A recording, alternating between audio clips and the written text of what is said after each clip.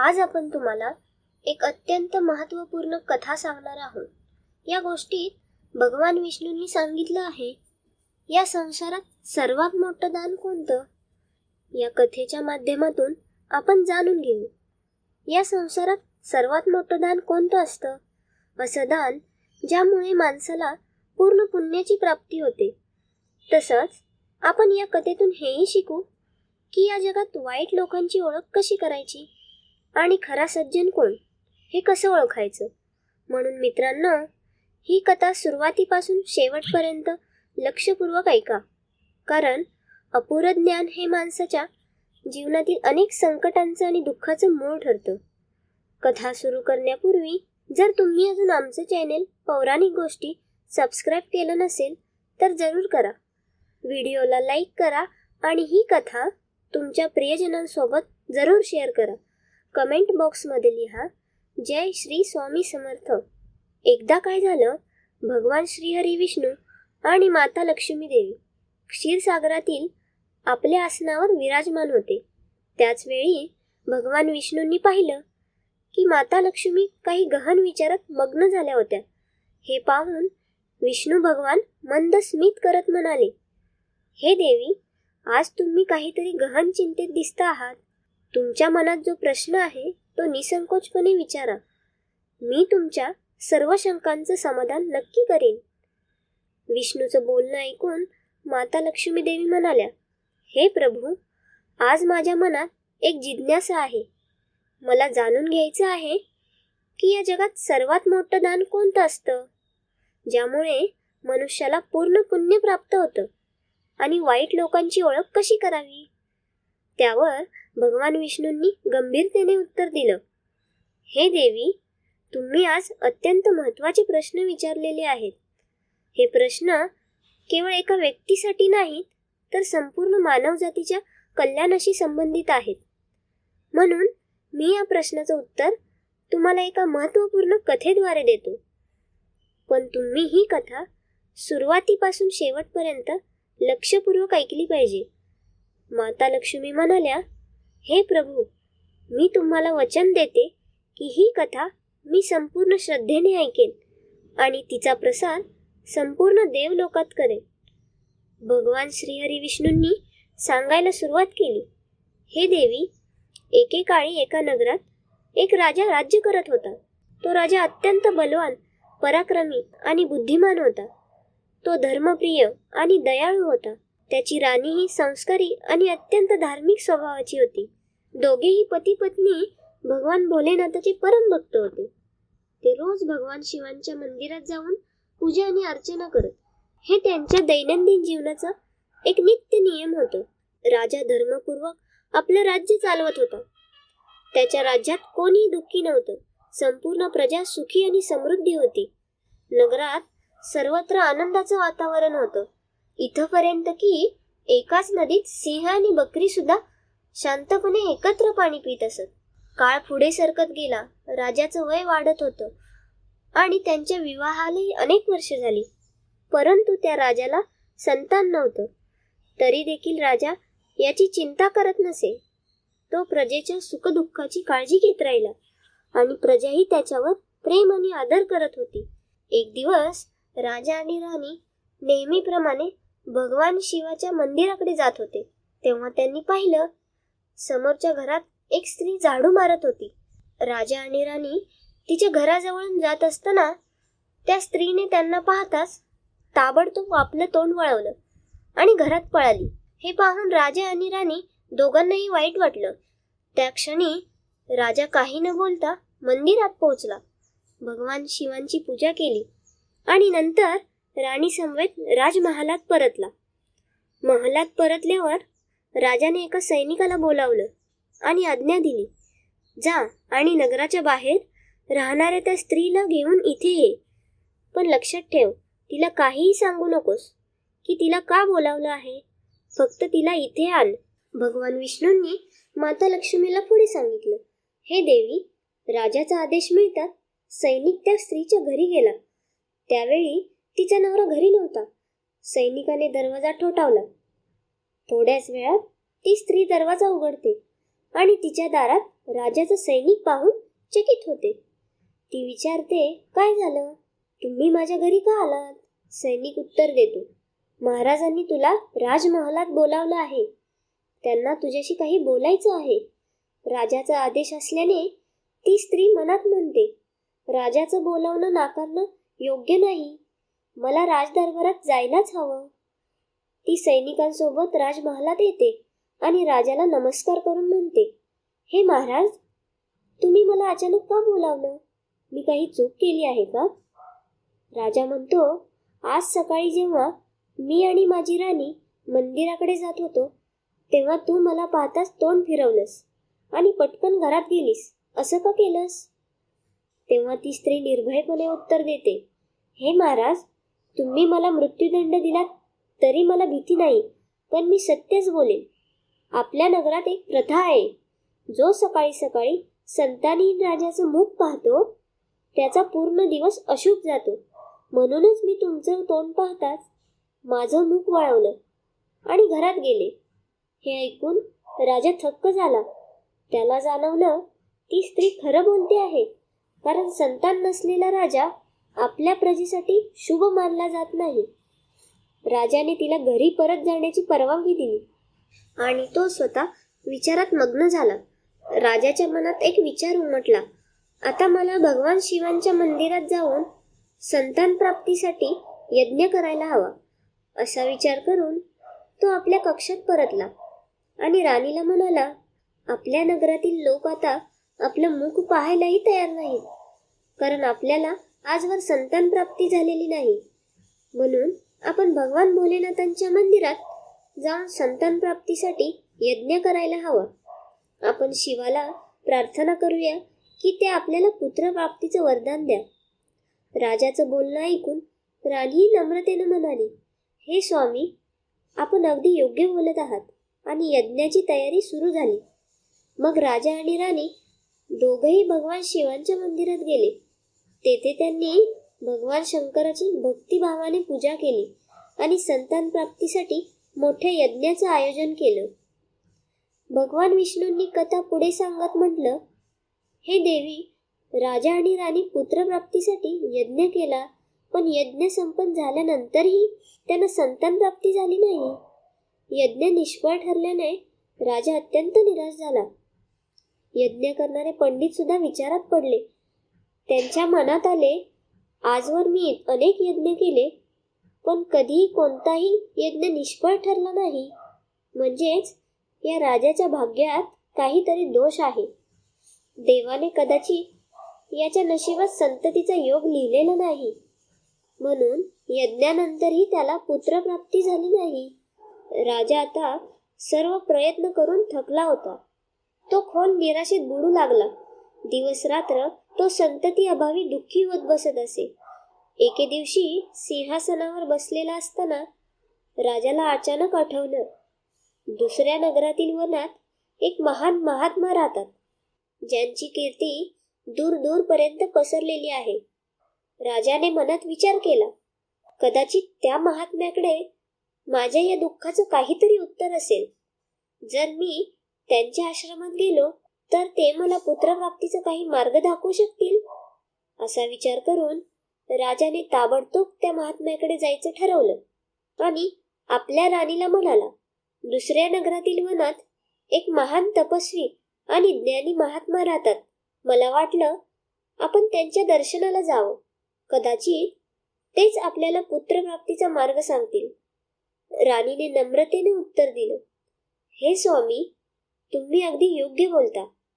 आपल्याला त्या महात्म्यांना भेटायलाच हवं.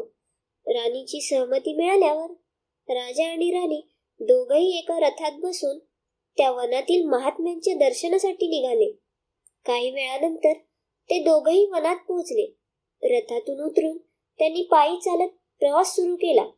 उंच सकल वाटा पार करत ते अखेरीस महात्म्यांच्या आश्रमापर्यंत पोहोचले. भगवान विष्णूंनी पुढे सांगितलं, हे देवी, राजा आणि राणी महात्म्यांच्या कुटीपाशी आले. तेथे त्यांनी पाहिलं, एक विशाल वृक्षाखाली महात्मा ध्यानमग्न बसलेले होते आणि त्यांच्या चेहऱ्यावर अद्भुत तेज आहे. हे दृश्य पाहून राजा आणि राणी काही क्षण शांत उभे राहिले, जेणेकरून महात्म्यांच्या साधनेत व्यत्यय येऊ नये. दोघांनीही नम्रतेने हात जोडले आणि विनम्रतेने त्यांच्या समोर उभे राहिले. काही वेळानंतर महात्म्यांनी आपलं ध्यान संपवलं आणि डोळे उघडले.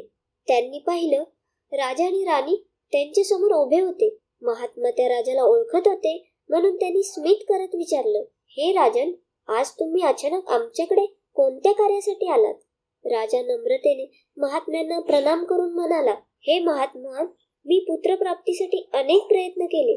मी यज्ञ केला, पूजा केली, पण सर्व निष्फळ ठरलं. हे ऐकून महात्मा काही क्षण मौन राहिले.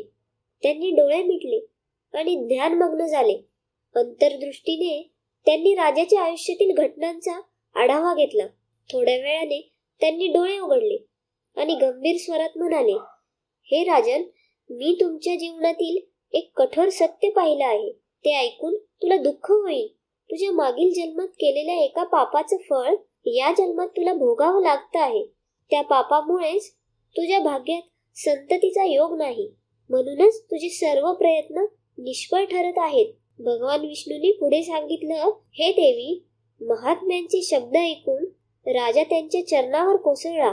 तो रडत विनंती करू लागला, हे महात्मा, असं म्हणू नका. कृपा करून काहीतरी उपाय सांगा. आमचं दुःख दूर करा.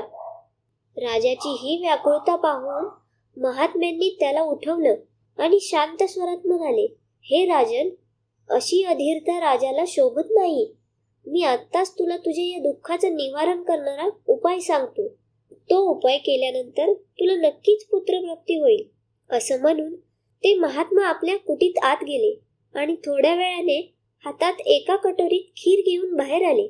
त्यांनी ती खीर राजाला देत म्हणाले, राजन, महालात पोहोचल्यावर तू आणि राणी साहेबांनी दोघांनीही स्नानादी करून ही खीर प्रसाद म्हणून ग्रहण करावी. असं केल्यानं तुम्हाला नक्कीच पुत्रप्राप्ती होईल. पण राजन, माझी एक गोष्ट लक्षात ठेव. या पुत्राची आयुमर्यादा फक्त 20 वर्षांचीच असेल. ज्या दिवशी तुझ्या पुत्राचं वय 20 वर्ष पूर्ण होईल, त्याच दिवशी त्याचा मृत्यू होईल. महात्म्यांच्या या शब्दांनी राजा खोल विचारात पडला. तो मनात म्हणाला, चला 20 वर्षासाठी का असेना, पण या संतानहीनतेचा कलंक तरी मिटेल आणि आपण संततीचं सुख तरी अनुभवू.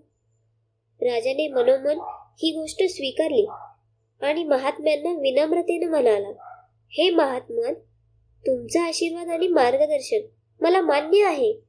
कृपा करून आम्हाला ही संधी द्या. महात्म्यांनी स्मित हास्य करत राजाला आशीर्वाद दिला. राजा आणि राणी त्यांच्या चरणांना वंदन करून नम्रतेने आपला कृतज्ञ भाव व्यक्त केला. यानंतर राजा आणि राणी रथात बसून महालाकडे परत निघाले. महालात पोहोचल्यावर राजा आणि राणीने स्नानादी करून भगवान भोलेनाथांचा प्रसाद मानून भावपूर्वक ती खीर ग्रहण केली. त्याच्या काहीच दिवसांनी राणी गर्भवती राहिली. हे कळताच राणी अत्यंत आनंदित झाली. जेव्हा राजाला ही शुभवार्ता कळली, तेव्हा तोही आनंदाने नाचू लागला. संतान प्राप्तीचा हा आनंद ऐकून राजाने महात्म्यांच्या प्रती आपली कृतज्ञता व्यक्त करायचं ठरवलं. राजानं आपल्या रथात भरपूर फळं, फुलं, वस्त्र आणि इतर भेटवस्तू ठेवल्या आणि वनातील महात्म्यांच्या कुटीकडे निघाला. कुटीच्या जवळ पोहोचल्यावर राजाने रथ थांबवला. तो विनम्रतेने खाली उतरला आणि महात्म्यांच्या जवळ गेला. महात्मा ध्यानमग्न बसले होते. राजाने त्यांच्या समीप जाऊन सर्व वस्त्र, फळ, फुलं त्यांच्या पुढे अर्पण केली आणि गाढ आदराने प्रणाम करून म्हणाला, हे महात्मा, तुमच्या कृपेने आम्हाला संतान प्राप्तीचं सुख लाभणार आहे. म्हणून कृपा करून माझी ही छोटीशी भेट स्वीकारा.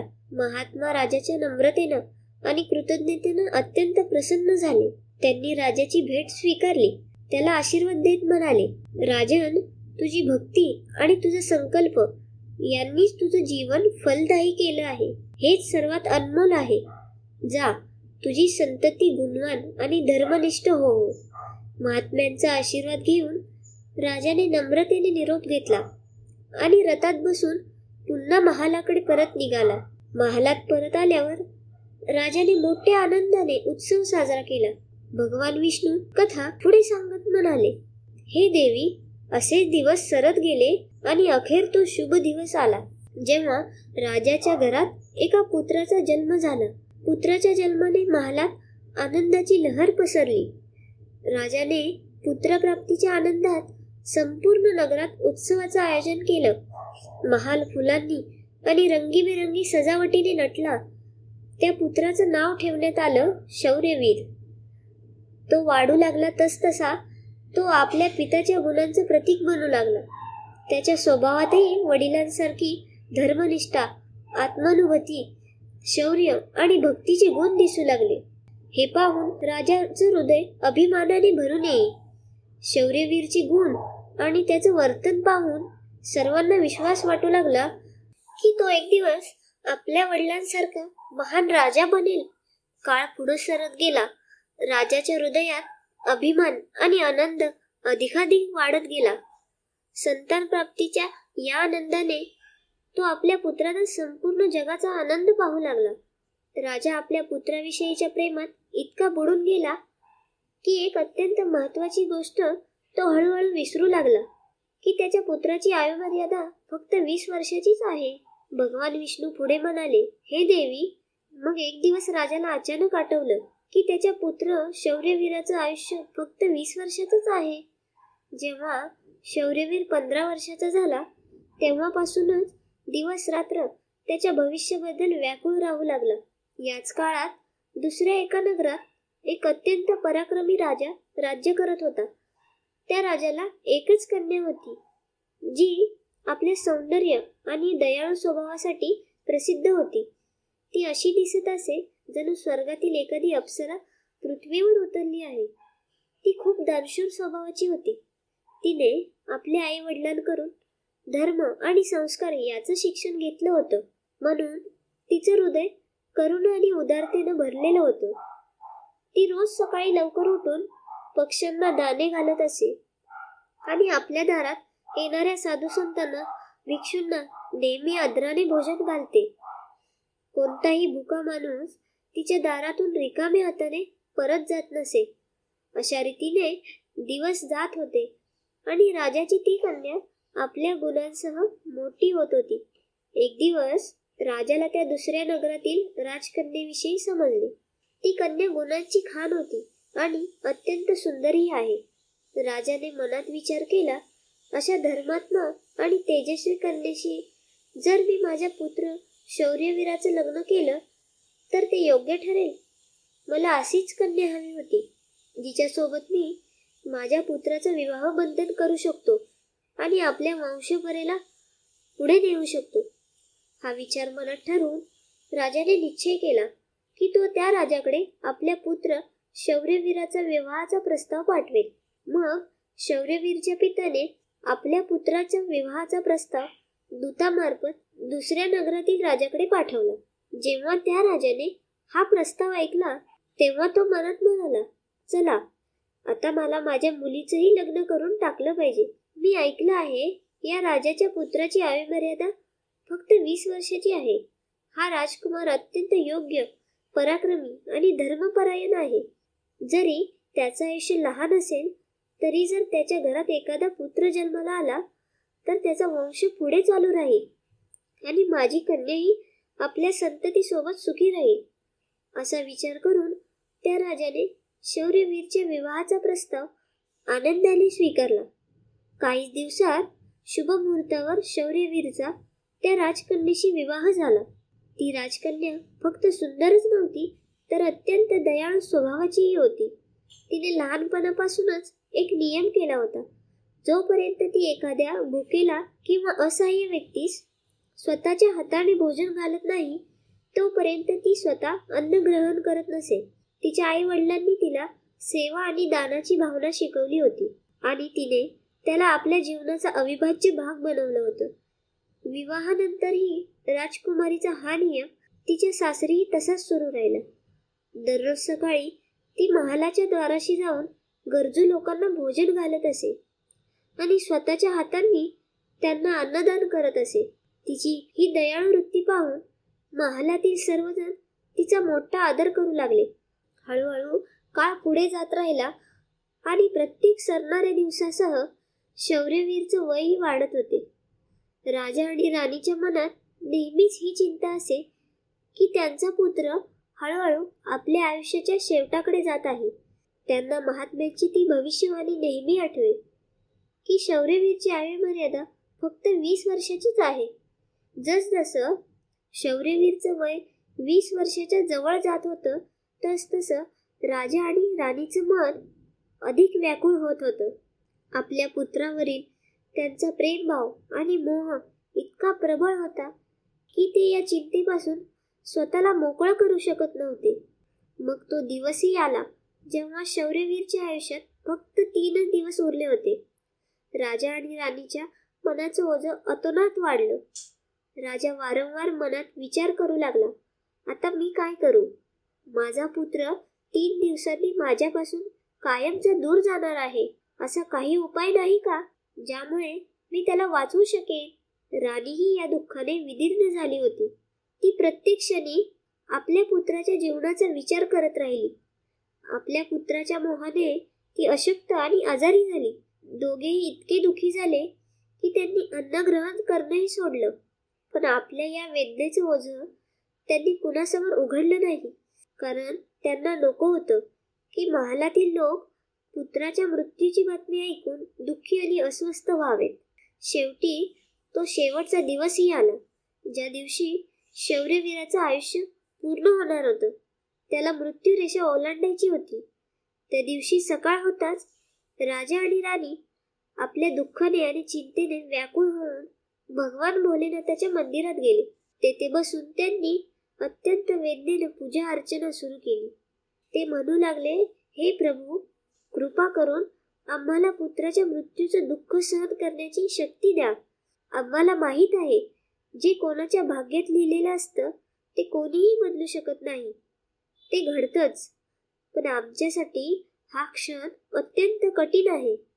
तिकडे राजकुमार शौर्यवीरची पत्नी आपल्या दैनंदिन धर्मकर्मात मग्न होती.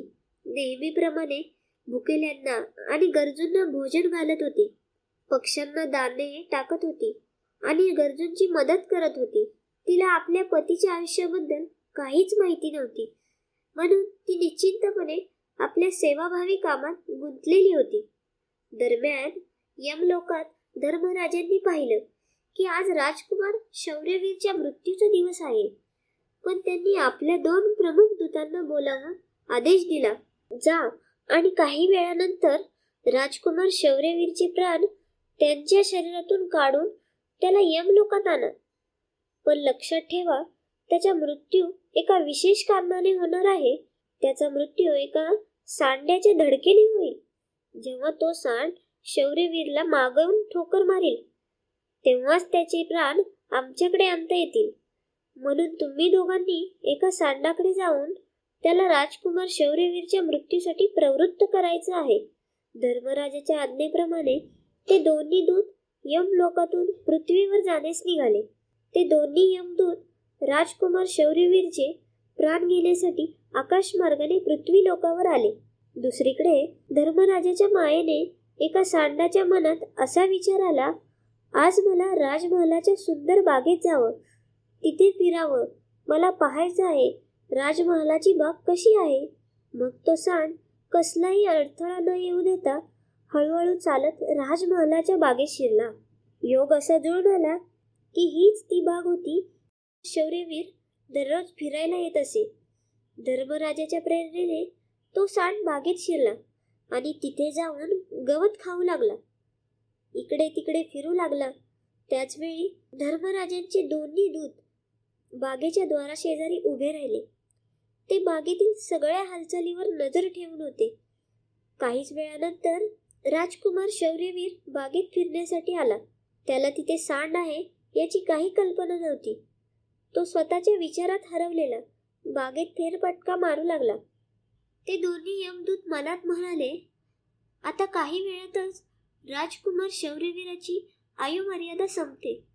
आपल्याला फक्त त्या क्षणाची वाट पाहायची आहे जेव्हा हा सांड राजकुमारला धडक मारेल आणि आपण त्याचे प्राण घेऊन यमलोकात परत जाऊ.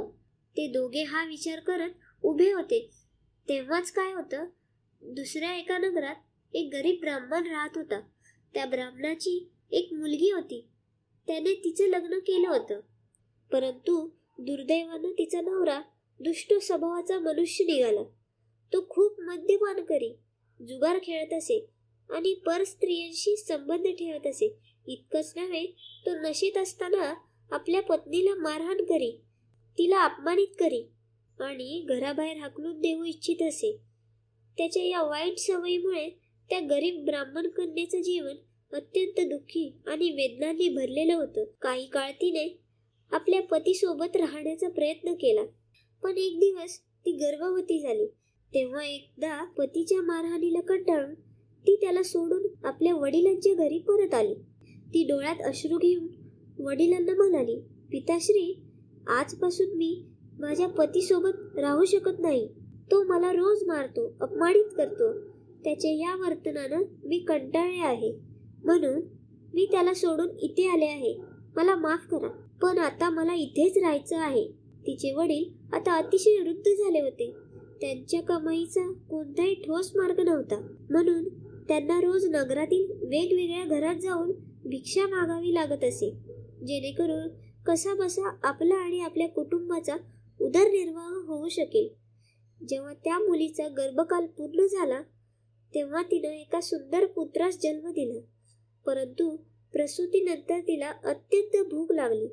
तिला तातडीने अन्नाची गरज होती. प्रसूतीनंतर भूक अनेक पटींनी वाढते, म्हणून ती आपल्या वडिलांना बोलली, पिताश्री, मला खूप भूक लागली आहे. कृपा करून मला काही खायला द्या.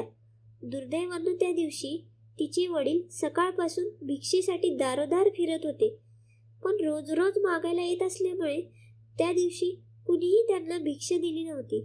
भगवान विष्णूने पुढे सांगितलं, हे देवी, दारिद्र्य ही कोणत्याही माणसासाठी सर्वात भीषण आपत्ती असते. ती त्या आत्मसन्मानाला आणि अस्तित्वाला अत्यंत वेदनादायी ठरते. त्या गरीब ब्राह्मणाला कोणाकडूनही अन्न मिळालं नाही, म्हणून तो रिकाम्या हाताने घरी परतला. इकडे त्याची मुलगी भुकेने व्याकुळ होत होती. वृद्ध ब्राह्मण निराश होऊन रिकामा हात घरी आला आणि त्याच्या मुलीने त्याला अन्नाशिवाय परत येताना पाहिलं. तेव्हा ती दुःखी होऊन रडत रडत म्हणाली, पिताश्री, आता मला भूक सहन होत नाही. संपूर्ण 3 दिवस झाले मी अन्नाचा एक कणही खाल्लेला नाही. आता असं वाटतं की भुकेनेच माझे प्राण जातील. जर तुम्हाला काही भिक्षा मिळाली असेल तर कृपा करून मला खायला द्या, नाहीतर मी जिवंत राहू शकणार नाही. तेव्हा तिचे वडील तिला सांत्वन देत म्हणाले, पुत्री, मी थोड्याच वेळात परत येतो. आता मी दुसऱ्या नगरात जाईन आणि तिथल्या राजमहालाच्या दरवाजाशी जाऊन भिक्षा मागेन. तिथून मला काही मिळालं तर ताबडतोब तुझ्यासाठी घेऊन येईल. असं म्हणून तो वृद्ध ब्राह्मण तिथून निघाला. इकडे राजकुमार शौर्यवीरची पत्नी, जी रोज गरिबांना भोजन घालत असे, त्या दिवशी मात्र नगरातील राजा आणि राणी दोघेही अत्यंत आजारी पडले होते. पुत्रमोहामुळे ते फार चिंताग्रस्त होते आणि शौर्यवीरची पत्नी त्यांच्या कक्षातच त्यांच्या सेवेत मग्न होती. म्हणून त्या दिवशी तिनं गरिबांना भोजन दिलं नव्हतं. तिनं त्या दिवशी फक्त आपल्या पतीसाठी भोजन बनवलं होतं आणि एक थाळी सजवून ठेवली होती की जेव्हा तो बागेतून परत येईल तेव्हा त्याला ती भोजन देईल. इकडे तो वृद्ध ब्राह्मण राजमहालाच्या दरवाजापाशी पोहोचला. राजकुमारीची पत्नीने त्याला पाहिलं तेव्हा तिच्या हृदयात त्या वृद्ध ब्राह्मणाबद्दल करुणा जागी झाली. मग तो वृद्ध ब्राह्मण त्या राजकुमाराच्या पत्नीच्या दिशेने पाहून विनम्रतेने तिच्याकडे पाहत म्हणाला, हे पुत्री, मला यातील थोडंसं अन्न मिळालं तर तुझा माझ्यावर फार मोठा उपकार होईल. त्या वृद्ध ब्राह्मणाचे शब्द ऐकून राजकुमाराच्या पत्नीच्या मनात त्याच्याबद्दल खूप दया उत्पन्न झाली. तिनं मनात विचार केला, हा एखादा गरीब ब्राह्मण आहे जो उपाशी आहे आणि माझ्याकडून थोडंसं अन्न मागत आहे. असं विचार करून राजकुमाराची पत्नी त्याला अन्न देण्यासाठी तयार झाली.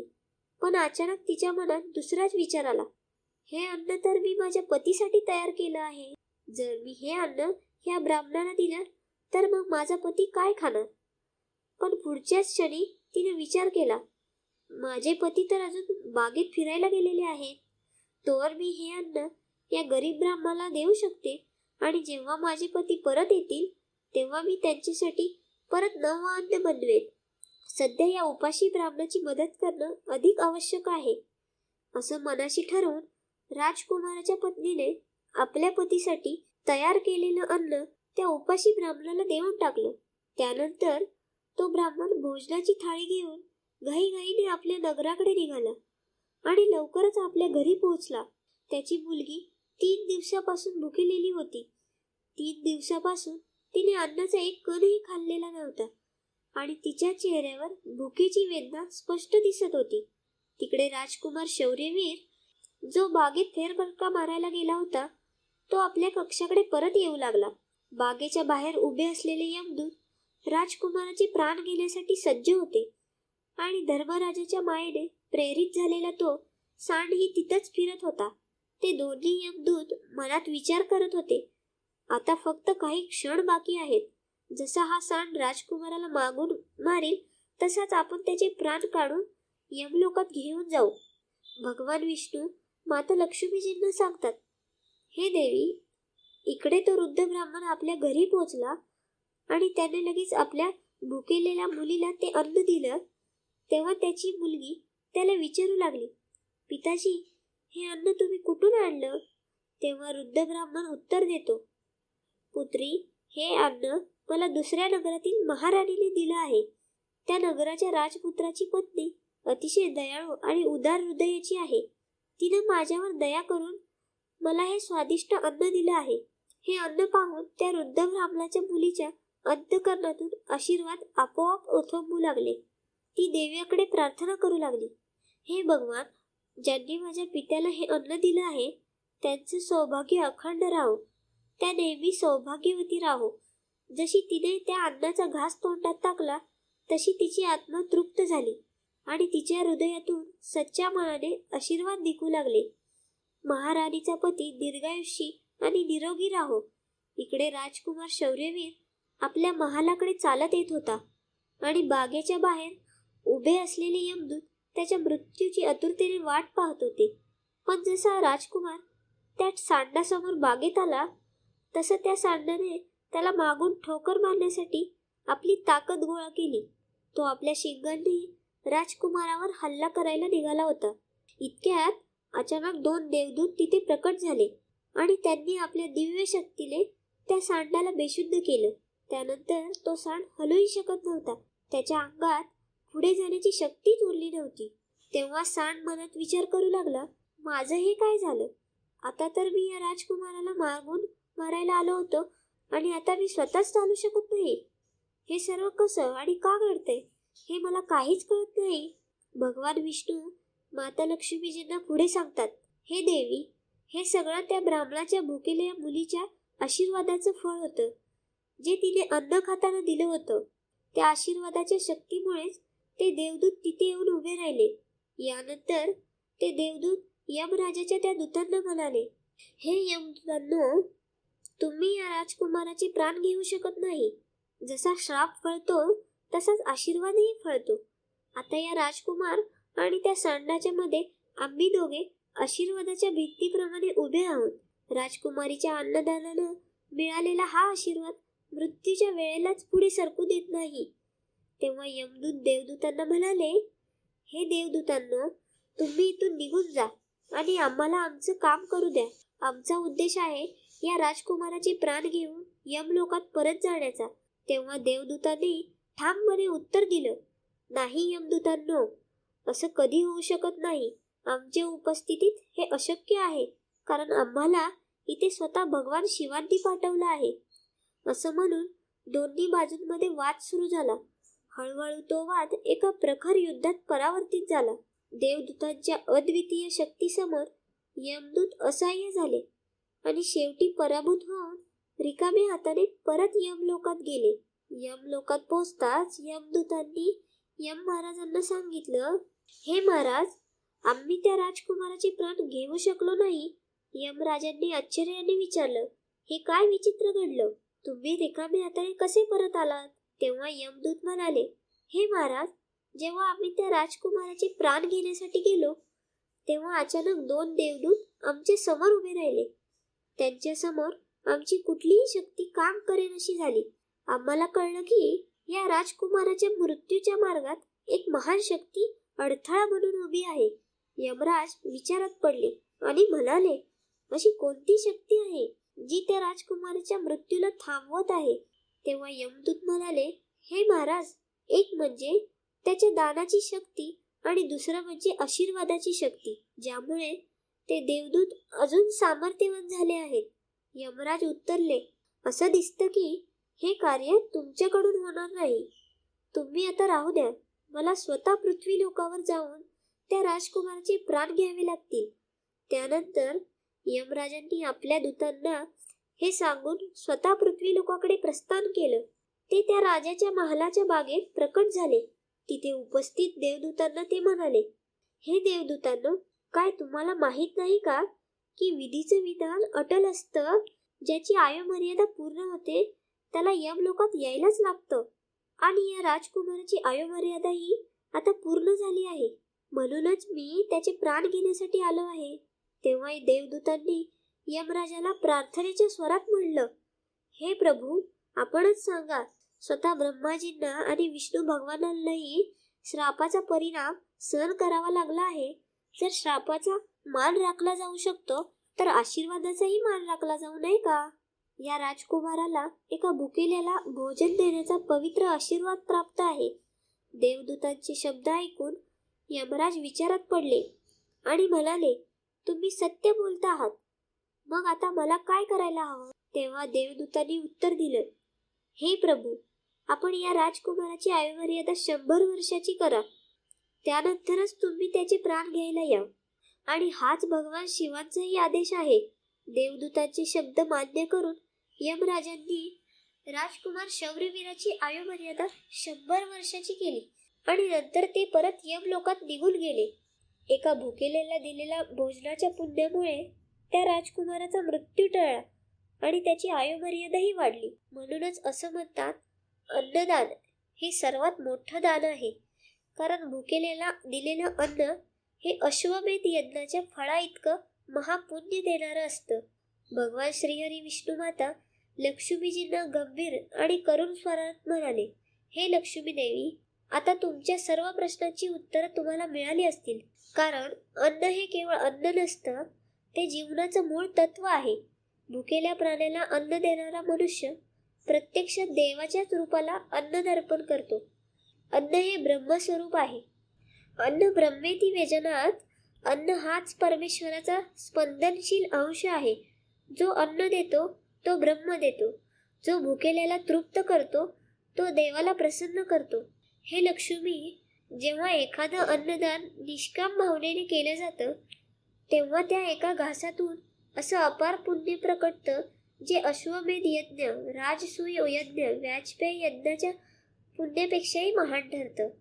दान हे तेव्हाच पूर्ण होतं जेव्हा त्यात स्वार्थाचा अंश शून्य असतो आणि करुणेचा भाव अनंत असतो. भुकेल्या जीवाच्या तोंडात अन्नाचा पहिला घास जेव्हा जातो तेव्हा देवता तृप्त होतात, पितर प्रसन्न होतात आणि दात्याच्या जीवनातील पाप ताप नष्ट होतात. हे देवी, अन्नदानाचं पुण्य हे अमर असतं. ते दानकर्त्याच्या मागे सावल्याप्रमाणे फिरतं आणि मृत्यूनंतरही त्याचं रक्षण करतं. अन्नदानामुळे मनुष्याच्या घरातून दारिद्र्य, रोग आणि क्लेश दूर होतात आणि त्या घरात शांती, समाधान आणि सौख्याचं चिरंतन वास्तव्य होतं. हे ऐकून माता लक्ष्मी भावविभोर झाल्या. त्या नम्रतेने म्हणाल्या, आज तुम्ही मला महान ज्ञान दिलं आणि माझ्या सर्व शंकांचं समाधान केलं आहे. आज मला समजलं की दानामधलं सर्वश्रेष्ठ दान म्हणजे अन्नदान. कारण अन्नदान हे फक्त भुकेचं निवारण करत नाही, तर ते जीवाला जीवनाचं वरदान देतं. जो मनुष्य आपल्या घरी तयार झालेल्या अन्नातील थोडासा अंश जरी देवासाठी, प्राण्यासाठी, भुकेल्यांसाठी ठेवतो, त्याच्या जीवनात कधीही तुटवडा राहत नाही. त्याचं घर देवालया समान होतं आणि त्या घरात लक्ष्मीचा चिरंतन निवास असेल. मित्रांनो, आशा आहे ही कथा तुम्हाला नक्कीच आवडली असेल. म्हणून हे भक्तांनो, जेव्हा एखादा भुकेला तुमच्या दारी येतो तेव्हा त्याच्या देवाचं रूप पहा. त्या क्षणी केलेला अन्नाचा घास तुमच्या आयुष्यातील सर्व अंधकार दूर करणारा ठरेल.